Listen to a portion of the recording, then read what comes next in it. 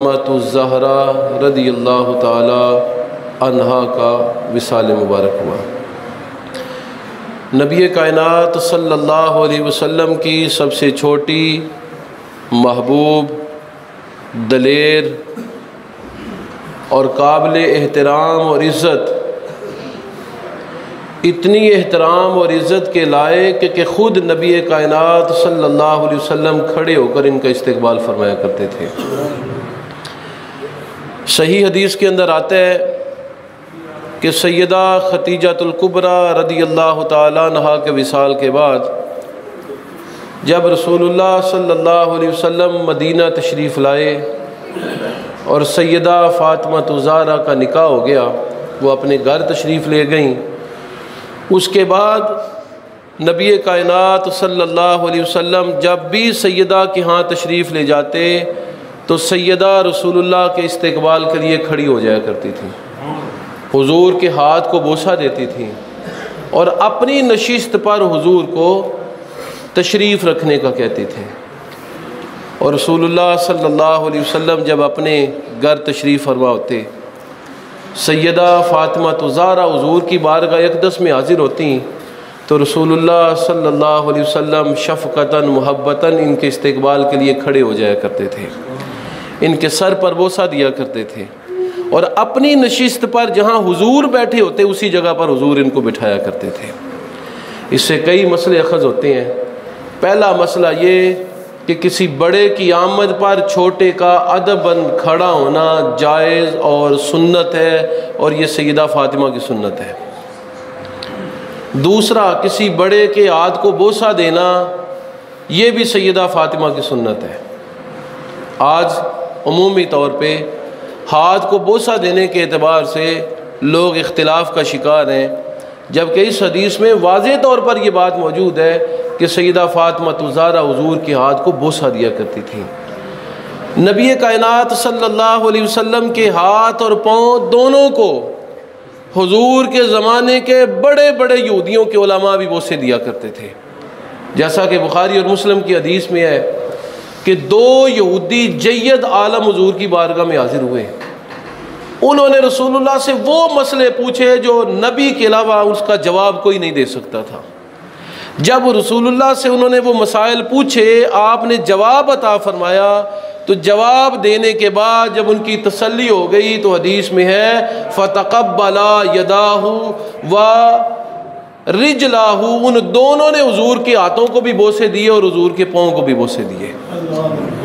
तो नबी अलैहिस्सलातु व तस्लीम के हाथों को बोसा सैयदा फ़ातिमा ज़हरा दिया करती थी। तो बड़े के हाथ को, अहले इल्म के हाथ को, दीनदार के हाथों को बोसा देना इसी हदीस से साबित है। दूसरा मसला ये अखज़ होता है कि नबी कायनात सल्लल्लाहु अलैहि वसल्लम जब तशरीफ़ ले जाते तो सैयदा हुजूर को अपनी जगह पर बैठाती, यानी मेहमान को इज़्ज़त की जगह पर बैठाना चाहिए और मेहमान को तकर्रुम की जगह पर बैठाना चाहिए। ये मेहमान नवाजी का एक अंदाज़ है। ऐसा ना हो कि इंसान अपनी जगह पे जम के बैठ जाए और मेहमान आए तो उसको दूसरी जगह पर बैठाया जाए। उसकी मर्ज़ी है मेहमान की अपनी जगह पर बैठे या ना बैठे, आप उसको ज़रूर कहें कि यहाँ पर तशरीफ़ रखें, क्योंकि मेहमान का ये रिगार्ड है, उसकी ये इज़्ज़त है, उसका ये वक़ार है कि उसको इज़्ज़त की जगह पर बैठाया जाए। सैयदा फ़ातिमा जब हुजूर की बारगाह में जाती तो हुजूर तशरीफ़ फरमा हो जाते, खड़े हो जाते और आपके माथे पर, सर पर बोसा देते। इससे कौन कौन से मसाइल अखज़ होते हैं? पहला मसला ये कि कोई छोटा आए और वह अहले इल्म और अहले फ़जीलत हो तो बड़ा भी उसके लिए खड़ा हो जाए, ये उसके लिए शफ़क़त होगी, मोहब्बत होगी। छोटा बड़े के लिए खड़ा होगा तो ये अदब है, और बड़ा छोटे के लिए खड़ा होगा तो ये शफ़क़त है, इजहार मोहब्बत है। तो नबी अलैहिस्सलाम भी खड़े हो जाया करते थे सैयदा फ़ातिमा ज़हरा के लिए। फिर बेटियों के सरों पर बोसा देना, इजहार मोहब्बत करना, नफ़रत का इजहार ना करना, दिली लगाव का उनसे इजहार करना, ये रसूलुल्लाह सल्लल्लाहु अलैहि वसल्लम की सी हदीस से मालूम होता है कि एक वो ज़माना भी था जब बेटियों को ज़िंदा दरगोर कर दिया जाता था, और कायनात ने वो ज़माना भी देखा कि जब नबी अलैहिस्सलाम अल्लाह के आखिरी पैगंबर अपनी जगह से अपनी बेटी के साथ इजहार मोहब्बत करते हुए, शफ़क़त का इजहार करते हुए रसूलुल्लाह ख़ुद उनके लिए खड़े हो जाते हैं। ये कायनात ने मंजर भी देखा है। तो बेटियों के साथ शफ़क़त और मोहब्बत का दर्स इस हदीस से मिलता है। आखिरी सबक इस हदीस से ये मिलता है कि नबी कायनात सल्लल्लाहु अलैहि वसल्लम अपनी जगह पर सैयदा को बैठा दिया करते थे, यानी अपने से छोटा मेहमान भी हो उसको भी अपनी जगह पर बैठाया जाए, इज़्ज़त और एहतराम उसका किया जाए। ये नबी कायनात सल्लल्लाहु अलैहि वसल्लम की मुबारक सुन्नत है। कुरान करीम में रब ताला फरमाता है, इन्नमा युरीदुल्लाहु लियुज़हिबा अन्कुम रिज्सा अहलल बैत व युतहिरकुम तत्हीरा।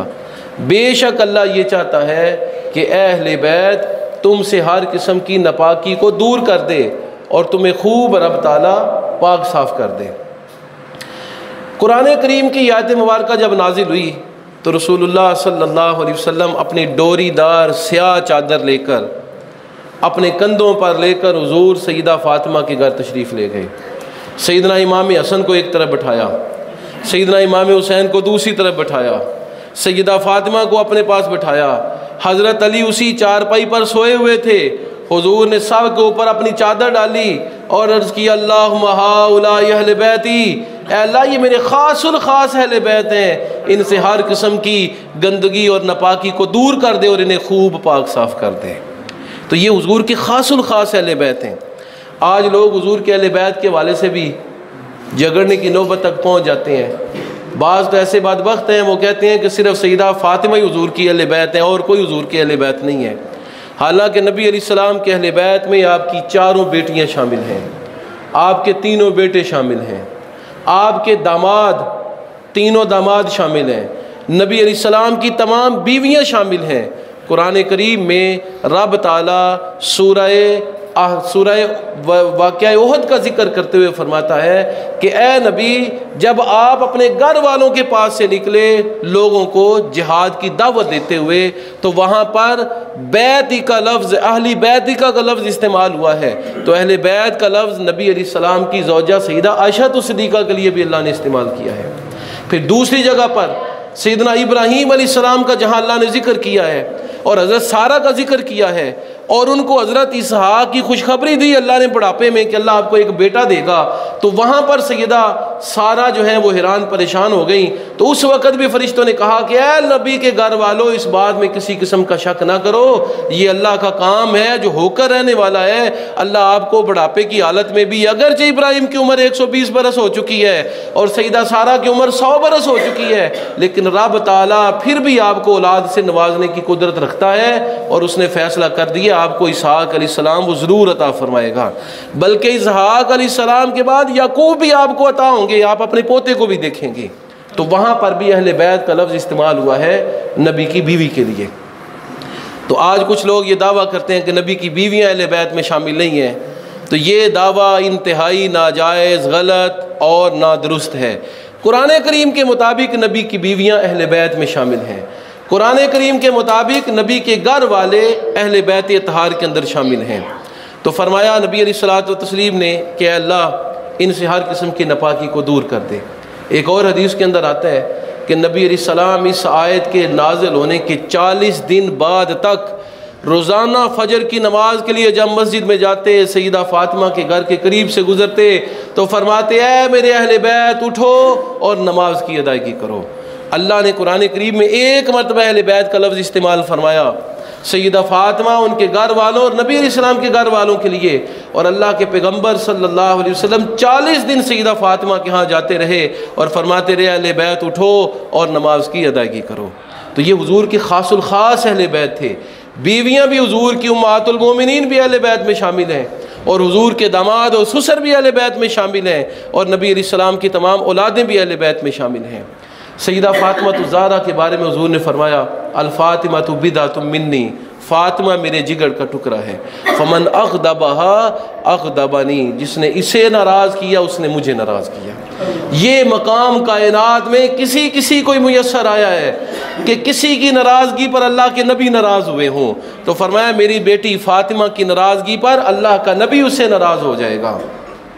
यही वजह थी कि जब सैयदना अलीउल मुर्तज़ा रज़ियल्लाहु ताला अन्हु को बनु खज़रज के कबीले के सरदार ने ये बात पहुँचाई कि फ़लाँ कबीले की खातून आपसे निकाह करना चाहती है। वो खातून कौन थी? अबू जहल की बेटी थी। सैयदना अली उल मुर्तज़ा सोच विचार में थे। नबी अलैहिस्सलातु व तस्लीम की बारगाह में पैगाम गया कि अली के साथ फ़लाँ कबीले की खातून निकाह करना चाहती है। हुज़ूर अलैहिस्सलाम गुस्सा हो गए, चेहरा मुबारक सुर्ख हो गया, मिंबर पर तशरीफ़ फरमा हुए और फरमाया कि मैं अल्लाह के हलाल को हराम और हराम को हलाल नहीं कहता, लेकिन अल्लाह एक ही घर में नबी की बेटी और नबी के दुश्मन की बेटी को इकट्ठा नहीं करेगा। अगर अली उससे निकाह करना चाहता है तो मेरी बेटी को तलाक दे दे। सैयदना अली और मुर्तज़ा ने हाथ जोड़कर अर्ज़ किया, या नबी अल्लाह, ऐसा हो सकता है कि जो एजाज़ अल्लाह ने मुझे दिया है मैं अपने आप को उस एजाज़ से महरूम करूँ। यहाँ तक हुज़ूर अलैहिस्सलाम को सैयदा फातिमा ज़हरा से मोहब्बत थी कि उनके चेहरे पर पड़ा हुआ शिकन और बल भी हुज़ूर अलैहिस्सलाम को बर्दाश्त नहीं होता था। और इसी तरह उनकी औलाद की मोहब्बत में हुज़ूर के दिल के अंदर कूट कूट के भरी हुई थी। और नबी अलैहिस्सलाम सैयदना इमाम हसन हुसैन का रोना भी बर्दाश्त नहीं करते थे। जैसा कि बुखारी और मुस्लिम की हदीस के अंदर आता है कि नबी अलैहिस्सलाम सैयदा फातिमा के घर के करीब से गुजरे, रोने की आवाज़ आ रही थी। हुजूर ने फरमाया, मेरी बेटी फातिमा हसन हुसैन को ना रोने दिया करो, इनके रोने से तेरे बाबा के दिल को तकलीफ होती है, तेरे बाबा के सीने को तकलीफ पहुँचती है, इनके रोने की वजह से, उनकी अज़ियत की वजह से। तो ये हुजूर अलैहिस्सलाम ने इज़हार मोहब्बत किया सैयदा फातिमा से। ये इज़हार मोहब्बत ऐसे नहीं किया, इसके पीछे बड़ी कुर्बानियाँ भी हैं। सैयदा फातिमा ज़हरा ने नबी अलैहिस्सलातु व तस्लीम के पैगाम को लोगों तक पहुँचाने के लिए रसूलुल्लाह की राहत बनी, रसूलुल्लाह सल्लल्लाहु अलैहि वसल्लम के सुकून का सबब बनी, हुजूर की तकलीफ़ों को अपने ऊपर बर्दाश्त किया। जैसा कि हदीस के अंदर आता है, नबी अलैहिस्सलाम एक मरतबा काबतुल्लाह में तशरीफ़ फरमा थे, नमाज की अदायगी कर रहे थे। दूसरी तरफ कुफ़ार मक्का की अंजुमन बैठी हुई थी, जिसमें उतैबा शामिल है, जिसमें उक़बा बिन अबी मुईत है, जिसके अंदर शीबा है, जिसके अंदर अबू जहल है। 5 बड़े बड़े काफिर बैठे हुए थे, उमैया भी एक था। 5 बड़े बड़े काफिरों के सरदार बैठे हुए थे। नबी कायनात सल्लल्लाहु अलैहि वसल्लम नमाज अदा कर रहे थे। अबू जहल ने उकसाया कि फलां बंदे ने आज ऊँटनी ज़िबा की है, तो कौन उसकी गंदगी लाकर रसूलुल्लाह पर सजदे की हालत में रख देगा। उक़बा बिन अबी मुईत के बख्त के अंदर ये बदबख्ती लिखी हुई थी। उसने रसूलुल्लाह सल्लल्लाहु अलैहि वसल्लम की तौहीन की और जाकर वो ओजरी गंदगी से भरी हुई लाया और नबी अलैहिस्सलाम के ऊपर उस वक्त रख दी जबकि आप सजदे की हालत में। नबी अलैहिस्सलाम ने सजदे से सर नहीं उठाया, क्योंकि सर उठाते ओजरी फैल जाती और गंदगी से कपड़े और जिस्म मुबारक जो है वो आलूदा हो जाता। और नबी अलैहिस्सलाम बड़े नफासत पसंद थे। हुजूर के कपड़ों पर पैबंद तो हुआ करते थे, जोड़ तो हुआ करते थे, लेकिन नबी अलैहिस्सलाम ने कभी गंदा लिबास नहीं पहना। ये हुजूर अलैहिस्सलाम की फितरत और नबी अलैहिस्सलाम की तबीयत के खिलाफ था। हुजूर ने कभी गंदा लिबास नहीं पहना, कभी ऐसा लिबास नहीं पहना जिसके कफ गंदे हो, जिस लिबास का जो है वो कपड़ा गंदा हो चुका हो, जिसके अंदर मैल रची बसी हो। नबी अलैहिस्सलाम इंतहाई नफासत पसंद थे, इतने नफासत पसंद थे कि जब सर मुबारक को तेल लगाते तो सफ़ेद इमामे के नीचे कपड़ा रख लेते, फिर सफ़ेद इमामा पहनते ताकि तेल सर का कपड़ों को इमामे को आलूदा न करे। ये नबी अलैहिस्सलाम की नफासत थी। आज तक इतनी नफासत किसी ने नहीं की होगी कि किसी बंदे ने सर को तेल लगाया है तो ऊपर कपड़ा बांधना है तो नीचे एक नया कपड़ा रख ले ताकि जो इमाम है उसको तेल न लगे। ये हुजूर अलैहिस्सलाम की ख़ुसूसियत थी, ये हुजूर की नफासत थी। तो रसूलुल्लाह सल्लल्लाहु अलैहि वसल्लम सजदे की हालत में रहे, नबी कायनात ताकि ऊँट की ओजरी से रसूलुल्लाह के कपड़े सबसे छोटी सैयदा फातिमा ज़हरा रज़ियल्लाहु ताला अन्हा कोई देर वो अपने घर से तशरीफ़ लाई और मक्का के बिल्कुल करीब ही हुजूर का घर था।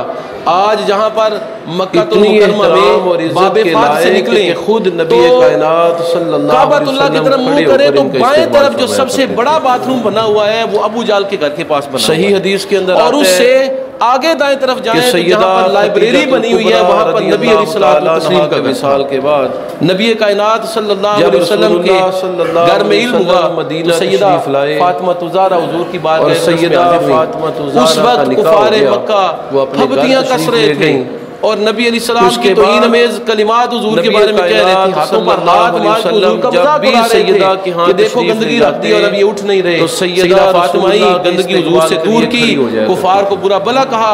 उस वक्त नबी अलैहिस्सलाम ने 5 काफिरों के हवाले से अल्लाह से गुजारिश की कि अल्लाह ये दीन के बड़े बड़े दुश्मन हैं, इनकी जरूर पकड़ होनी चाहिए।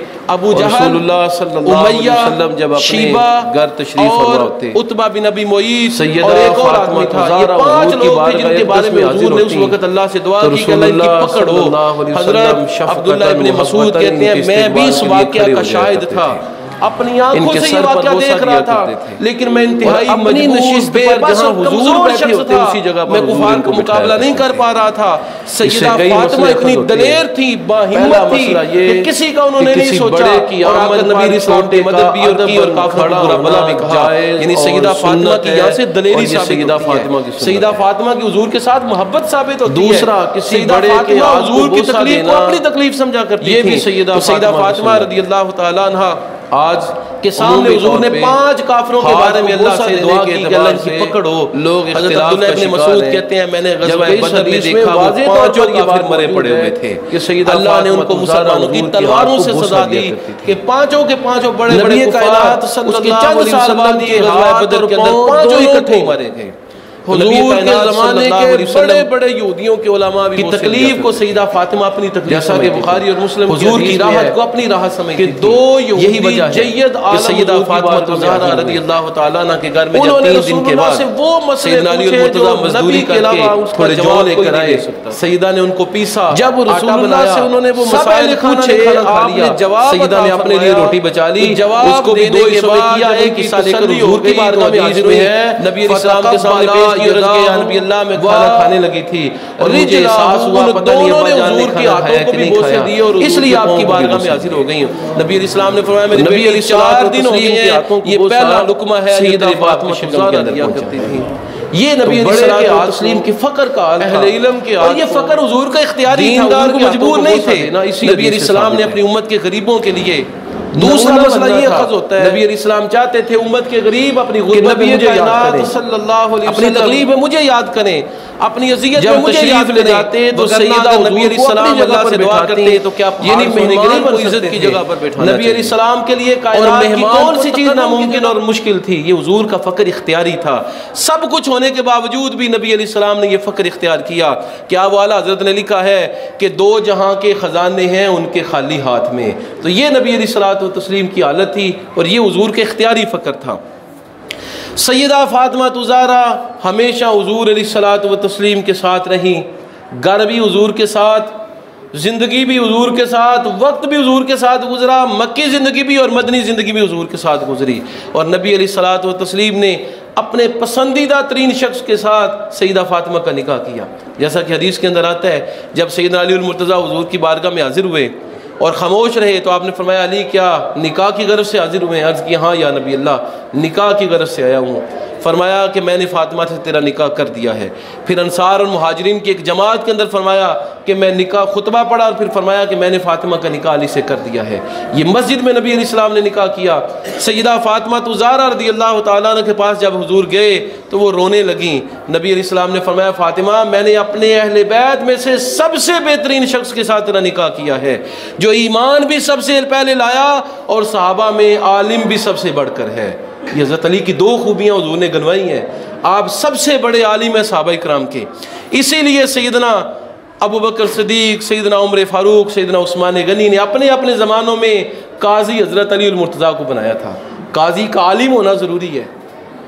फिर सैयदना उमर फ़ारूक जैसे जर्री सहाबी और सैयदना उमर जैसे दलेर सहाबी भी जब मुश्किल पेश आती किसी मसले में तो हज़रत अली की तरफ रुजू किया करते थे और फरमाया करते थे कि हम अल्लाह की पनाह मांगते हैं उस मसले से जिसका हल अली मुर्तज़ा के पास नहीं है। तो हुजूर ने 2 खूबियाँ बयान फरमाई। पहली खूबी ये कि अली मुर्तज़ा सबसे बड़े आलिम हैं और दूसरी खूबी ये बयान की कि ईमान लाने वालों में भी सबसे बढ़कर हैं, सबसे पहले हैं। सैयदना अली मुर्तज़ा बच्चों में सबसे पहले ईमान लाए थे। औरतों में सबसे पहले सैयदा खतीजतुल कुबरा ईमान लाई थी और आपके साथ आपकी बेटियां भी। मर्दों में सैयदना अबू बकर सिद्दीक़ सबसे पहले ईमान लाए थे और ग़ुलामों में सैयदना ज़ैद बिन हारिसा जिनको नबी इस्लाम ने अपने घर के अंदर पाला था वो सबसे पहले ईमान लाए थे। तो सैयदना अली की 2 खूबियाँ हुजूर ने गनवाई और इन दोनों खूबियों की वजह से अपनी बेटी का निकाह उनके साथ कर दिया। फिर नबी इस्लाम ने यहाँ तक बस नहीं की, निकाह करने के बाद हुजूर ने फरमाया कि रुखसती जब हो गई तो फरमाया दोनों एक दूसरे के करीब ना आना जब तक मैं तुम्हारे पास ना आ जाऊँ। फिर नबी इस्लाम रात गए, सैयदना अली और सैयदा फातिमा के यहाँ गए। प्याले के अंदर पानी लिया, उसके ऊपर कुछ दम किया, दोनों पर छिड़का और ये दुआ की, बारकल्लाहु लकुमा व बारक अलैकुमा व जमा बैनकुमा फ़ी खैर। अल्लाह तुम दोनों पर रहमतें करे, तुम दोनों पर बरकतें नाज़िल करे और तुम्हें मोहब्बत के साथ अल्लाह जमा रखे। आज यही दुआ दूल्हे और दुल्हन को दी जाती है। सुन्नत यही दुआ है। जब निकाह पढ़ाया जाता है और दूल्हे से हम तो मिलना शुरू कर देते हैं, उठो जी सलामी दें और मिलें और एक दूसरे को गले लगाएं, लेकिन सुन्नत दुआ ये है कि उस वक़्त ये दुआ दी जाए, बारकल्लाहु लकुमा, अल्लाह तुम दोनों मियाँ बीवी को बाबरकत रखे, व बारक अलैकुमा, तुम दोनों पे अल्लाह रहमतें और बरकतें नाज़िल फरमाए, व जमा बैनकुमा फ़ी खैर, और तुम दोनों को अल्लाह खैर और भलाई और मोहब्बत में अल्लाह जमा रखे। ये दुआ जिस निकाह के अंदर दी जाए वो निकाह इंशाअल्लाह पुख्ता रहता है। और ये तजर्बा है उलमा का कि जिस निकाह के अंदर ये दुआ पढ़ी जाए और जिस निकाह के अंदर ये दुआ दी जाए, अल्लाह मियाँ बीवी को के अंदर कभी भी नफरत नहीं पैदा होने देता, दोनों के अंदर अल्लाह मोहब्बत पैदा कर देता है। इल्ला ये कि तकदीर में कोई मामला हो तो फिर अलग बात है, क्योंकि नबी अलैहिस्सलाम की हदीस भी है कि कलवंजी में हर बीमारी की शिफा है माँ सिवाय मौत के। तो इस दुआ के अंदर हर तकलीफ़ का, हर दुख का इलाज है जो मियाँ बीवी को पेश आती है, माँ सिवाय तकदीर के। अगर तकदीर में ही ख़राबी हो, अल्लाह ने उनके मामलात इस तरह लिखे हो तो फिर अलग बात है। तो हुज़ूर ने ये दुआ दी, दोनों पर पानी छिड़का और फिर अल्लाह से अर्ज़ किया, अल्लाह इनकी नस्ल में बरकत अता फरमाना। फिर नबी अलैहिस्सलातु व तस्लीम के यहाँ सैयदना अली मुर्तज़ा एक दिन हाजिर हुए, अर्ज़ किया, या नबी अल्लाह, अल्लाह ने मुझे बेटा दिया और मैंने उसका नाम हर्ब रखा है। फरमाया, बल हुवा हसनुन, बल्कि मैंने उसका नाम हसन रखा है। फिर हुज़ूर ख़ुद तशरीफ़ ले गए। हुज़ूर अलैहिस्सलाम ने बोसा दिया हज़रत इमाम हसन को, अपने लुआबे दहन के साथ हुज़ूर ने गुट्टी उनको दी। फिर उनके कान में हुज़ूर अलैहिस्सलाम ने अज़ान कही।